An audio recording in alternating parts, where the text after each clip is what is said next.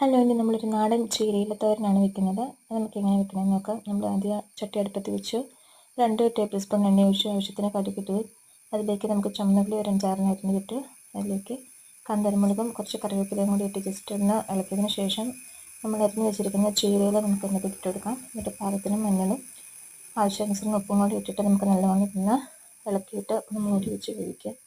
ഞാനിവിടെ എടുത്തിരിക്കുന്നത് നമ്മുടെ നാടൻ വേലിച്ചീരയാണ് എടുത്തിരിക്കുന്നത്. അതിനൊരു പ്രത്യേക ടേസ്റ്റാണ് കേട്ടോ. ഈ ചീരയെല്ലാം ഇഷ്ടമുള്ളവരൊന്ന് കമൻറ്റ് ചെയ്യണേ.